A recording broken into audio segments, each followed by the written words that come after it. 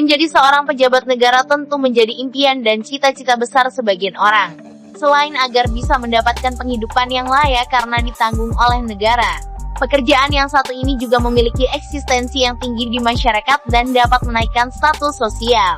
Soalnya, gajinya gak main-main. Saking tingginya, banyak netizen yang menyebut bahwa pemberian gaji bagi para pejabat negara ini terlalu berlebihan dan tidak sesuai dengan kinerja yang diberikan.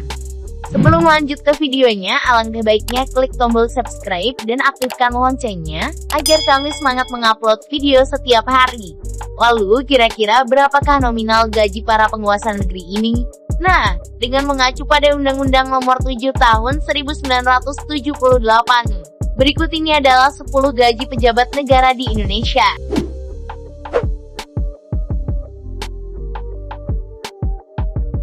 Yang pertama, mari kita bahas soal gaji penjabat paling tinggi di negeri ini dulu, yakni presiden. Adapun upah atau gaji yang diperoleh jika memegang jabatan ini, yakni 6 kali gaji pokok tertinggi penjabat negara selain presiden dan wakil presiden. Angka tersebut 6 kali Rp5.040.000, maka sama dengan Rp30.240.000. Itu baru gaji pokok. Presiden juga mendapatkan yang namanya tunjangan jabatan dengan nominal Rp32.500.000.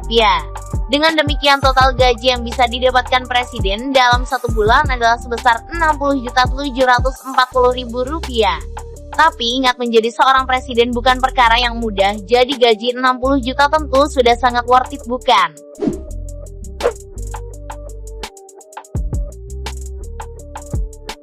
Untuk wakil presiden sendiri mendapat gaji yang cukup beda jauh dengan presiden.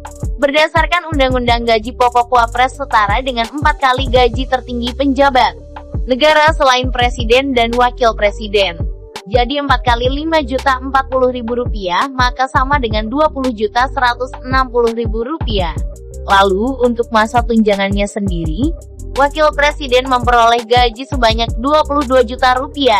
Dengan demikian, jika memegang jabatan sebagai seorang wakil presiden, maka kalian bisa mendapatkan gaji sebesar Rp44.160.000.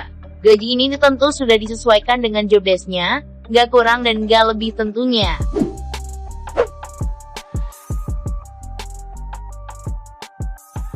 Kalau tadi ada presiden dan wakil presiden, selanjutnya menteri yang membantu kerjaannya di pemerintahan. Nah, menteri di negara 62 ini diberi gaji pokok Rp5.040.000. Kemudian ada tambahan tunjangan jabatan sebesar Rp13.608.000. Jadi jika dijumlahkan, maka seorang menteri akan mendapat gaji sebanyak Rp18.648.000 per bulannya. Namun di luar gaji pokok dan tunjangan ini, tentu masih ada pemasukan lainnya. Salah satunya yakni biaya perjalanan jika sedang berkunjung-kunjungan.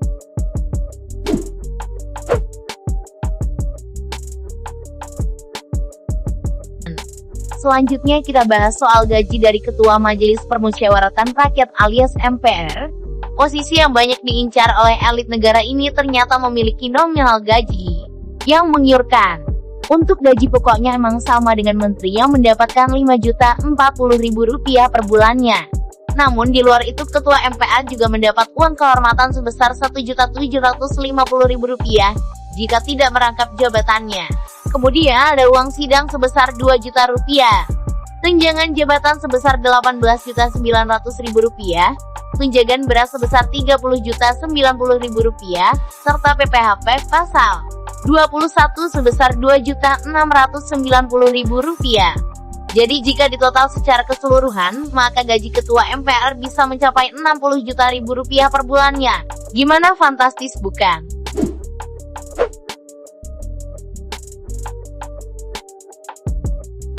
Selanjutnya kita beralih ke Dewan Permusyawaratan Rakyat alias DPR. Nah, untuk Ketua DPR sendiri mendapatkan gaji pokok dengan nominal yang sama dengan penjabat tinggi lainnya, yakni sebesar Rp5.040.000, angka yang tidak begitu besar.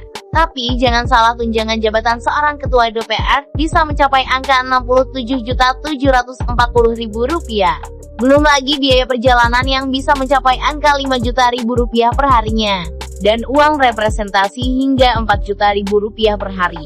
Kemudian anggaran pemeliharaan.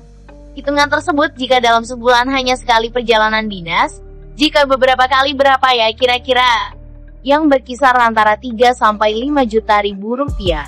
Dengan demikian jika ditotal maka seorang ketua DPR akan menerima gaji paling sedikit 80 juta ribu rupiah per bulannya.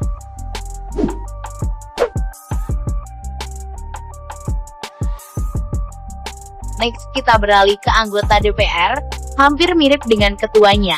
Anggota DPR juga menerima berbagai jenis gaji mulai dari gaji pokok sebesar Rp4.200.000, tunjangan jabatan dengan jumlah fantastis yakni sebesar Rp54 juta, kemudian dengan biaya perjalanan hingga Rp5 juta, serta anggaran pemeliharaan rumah jabatan yang mencapai angka Rp5 juta.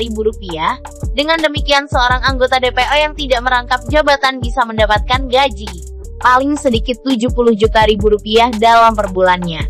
Belum lagi jika perjalanan dinasnya ada beberapa kali, tentu berlipat ganda bukan?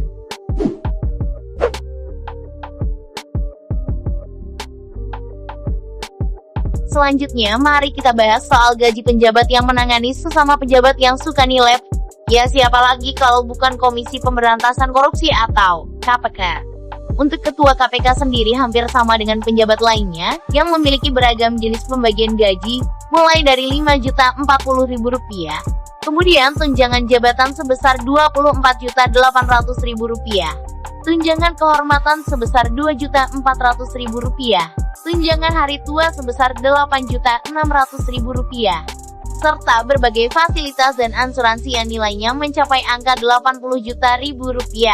Jadi jika ditotal Rp100 juta per bulannya, gaji segitu worth it bukan? Mesti maksimal menjalankan amanat dan tanggung jawab.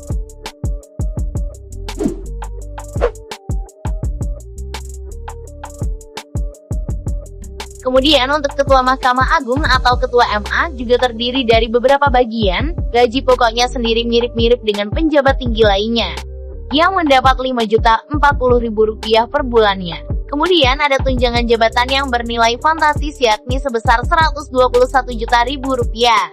Mendapat tunjangan kinerja Mahkamah Agung ini lainnya disesuaikan dengan tingkatan kelas jabatan. Untuk jabatan kelas 1 mendapatkan maksimum tukin sebesar Rp2.060.000, sedangkan untuk tingkatan paling tinggi, yakni ke-27 akan mendapatkan maksimum tukin sebesar Rp37.560.000.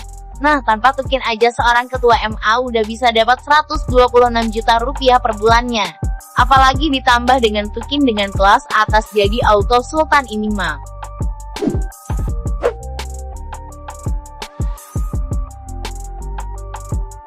Beralih ke kepala daerah selanjutnya, kita bahas soal gaji gubernur. Meski terbilang memikul tanggung jawab yang sangat besar, namun gaji seorang gubernur juga tidak begitu banyak. Gaji pokoknya saja lebih rendah daripada yang lain, yakni Rp3 juta. Kemudian ditambah dengan tunjangan jabatan sebesar Rp5.400.000. Namun selain gaji tersebut ada pula biaya penunjang operasional kepala daerah yang bersumber dari pendapatan asli daerah.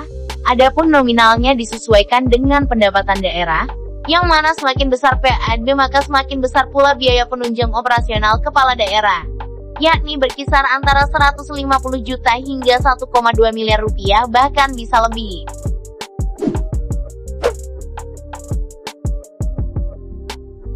Nah, untuk bupati sendiri tentu lebih rendah lagi dari gubernur, gaji pokoknya yakni sebesar Rp2.100.000, dan tunjangan sebesar Rp3.780.000.